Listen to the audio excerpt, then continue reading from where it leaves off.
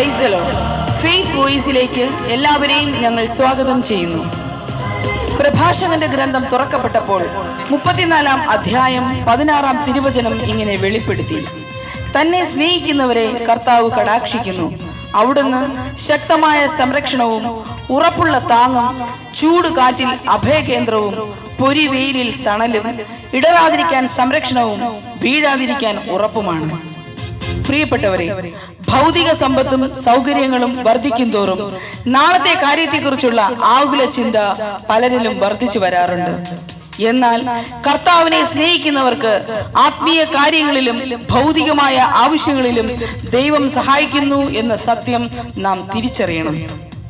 ശൂന്യമായ കല്ലറയിൽ ദൈവത്തെ അന്വേഷിക്കാതെ മരിച്ചവരുടെ ഇടയിൽ നിന്നും കർത്താവായ യേശുക്രിസ്തു ഉയർത്തെഴുന്നേറ്റിരിക്കുന്നു എന്ന സത്യം നാം മനസ്സിലാക്കണം.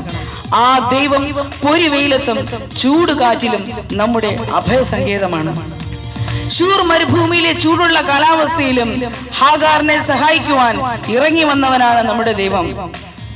തന്നെ കൈക്കൊണ്ട് തന്റെ നാമത്തിൽ വിശ്വസിക്കുന്ന എല്ലാവർക്കും ദൈവമക്കളാകുവാനുള്ള അവകാശം അവിടുന്ന് നൽകി.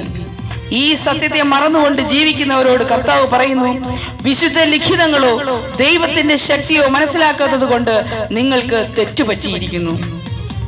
സ്നേഹമുള്ളവരെ, നാം എല്ലാം ദൈവത്തിന്റെ മക്കളാകുവാൻ ആഗ്രഹിക്കുന്നവരാണ്. ദൈവത്തെ പിതാവ് എന്ന് വിളിക്കുന്നവർക്ക് ദൈവമക്കളാകുവാൻ സാധിക്കും. നമുക്കറിയാം, ആദിയിൽ ദൈവം സൃഷ്ടിച്ച ആദം പരിശുദ്ധനായിരുന്നു. ദൈവ ചൈതന്യം അവനിൽ നിറഞ്ഞിരുന്നു. ആ ആദം ദൈവത്തിൻ്റെതായിരുന്നു.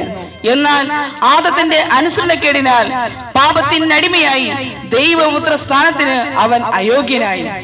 എന്നാൽ കർത്താവായ യേശുക്രിസ്തു നമ്മുടെ പാപങ്ങൾക്ക് വേണ്ടി തന്റെ രക്തം ചിന്തി സകല പാപശാപ ബന്ധനങ്ങളുടെ മേലും മരണത്തിന്റെ മേലും വിജയം വരിച്ച് ഉദ്ധിതനായവനാണ്. ആ കർത്താവായ യേശു തന്റെ ജീവൻ മറുവിലയായി നൽകി നമ്മെ ഇന്ന് ദത്തെടുത്തിരിക്കുകയാണ്. അതായത് ദൈവമക്കളുടെ സ്ഥാനത്തേക്ക് നമ്മെ ദത്തെടുത്തിരിക്കുകയാണ്. എഫെസസിന്റെ ലേഖനം 1-ാം അധ്യായം 5-ാം തിരുവചനം ഇങ്ങനെ വിളിച്ചു പറയുന്നു: യേശു ക്രിസ്തു വഴി നാം അവിടുത്തെ പുത്രരായി ദത്തെടുക്കപ്പെടണമെന്ന് അവിടുന്ന് തന്റെ ഹിതവും ലക്ഷ്യവും അനുസരിച്ച് മുൻകൂട്ടി തീരുമാനിച്ചു.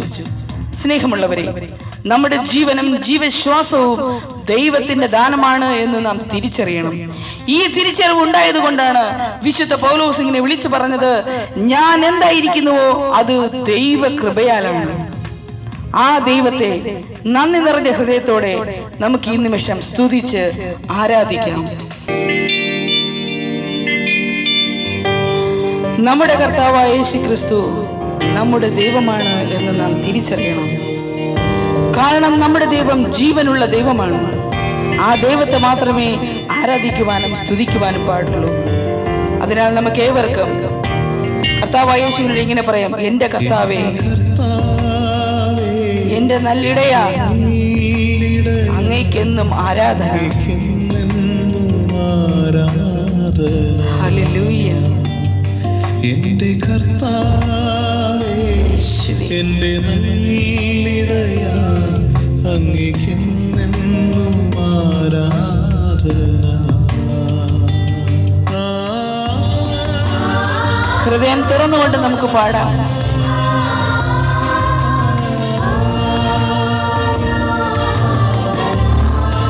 ആമേൻ. ഹല്ലേലൂയ.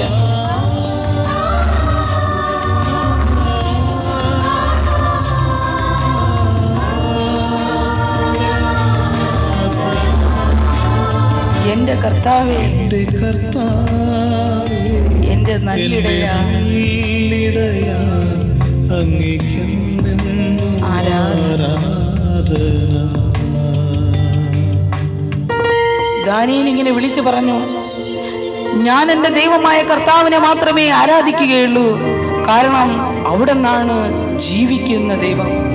അതേ പ്രിയ സഹോദരങ്ങളെ, ആ ദൈവമാണ് ഇന്നും ജീവിക്കുന്നത്. നമ്മെ വഴി നടത്തുന്ന ദൈവം അവിടുന്നാണ്. ആ പരിശുദ്ധാത്മാവായ ദൈവത്തെ, ആ പുത്രനായ യേശുവിനെ, ആ പിതാവായ ദൈവത്തെ, ആ പരിശുദ്ധ ത്രിത്വത്തെ ഈ നിമിഷം മുന്നിൽ കണ്ടുകൊണ്ട് നമുക്ക് ഏവർക്കും പാടി ആരാധിച്ച് മഹത്വപ്പെടുത്താം. പരിശുദ്ധാത്മാവേ, പുത്രനാമേ പിതാവേ ആരാധന. ഹല്ലേലൂയ. പരിശുദ്ധാത്മാവേ പുത്രനാമേശുവേ പിതാവേ ആരാധന. നമുക്ക് പാടാം.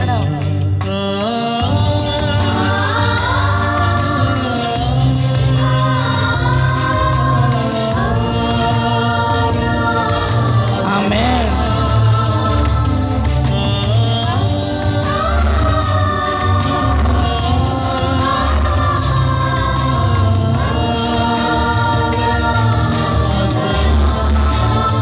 എന്റെ കർത്താവേ, എന്റെ കർത്താവേ എന്റെ നല്ലിടയാ അങ്ങേക്കെന്നെന്നും ആരാധന. പുറപ്പാടിന്റെ പുസ്തകം ഇങ്ങനെ വിളിച്ചു പറയുന്നു, നിങ്ങളുടെ ദൈവമായ കർത്താവിനെ നിങ്ങൾ ആരാധിക്കണം, അപ്പോൾ ഞാൻ നിങ്ങളുടെ ഭക്ഷ്യവും പാനീയവും ആശീർവദിക്കും, നിങ്ങളുടെ ഇടയിൽ നിന്ന് രോഗം നിർമാർജനം ചെയ്യും. നമ്മുടെ ദൈവത്തെ നാം ആരാധിക്കുമ്പോൾ പ്രിയ സഹോദരങ്ങളെ, നമ്മുടെ ജീവിതത്തിൽ അത്ഭുതങ്ങൾ നടക്കും. നമുക്ക് ഏവർക്കും ആ പരിശുദ്ധ ത്രിത്വത്തിനെ, ആ ത്രിയേക ദൈവത്തെ ഈ നിമിഷം ആരാധിച്ച് ബോധപ്പെടുത്താം. ത്രിത്വമേ, ത്രിയേക ദൈവമേ, അങ്ങേക്കെന്നും ആരാധന. ആമേൻ. ഹല്ലേലൂയ. പരിശുദ്ധ ത്രിത്വമേ, ഓ ത്രിയേക ദൈവമേ, ദൈവമേ, അങ്ങേക്കെന്നും ആരാധന. ഹൃദയം തുറന്ന് നമുക്ക് പാടാം.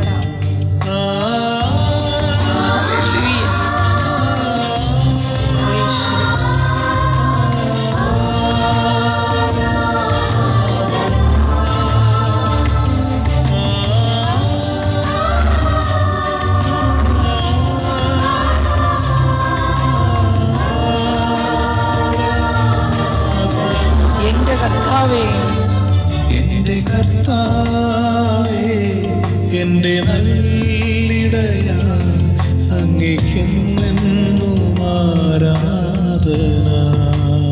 എന്റെ കർത്താവേ, എന്റെ കർത്താവേ യേശുവേ, എന്റെ നല്ലിടയാ അങ്ങേക്കെന്നെന്നും ആരാധന.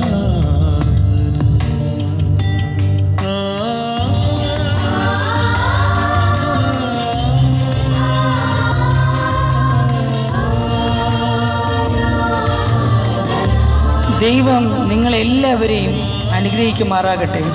ആമേൻ.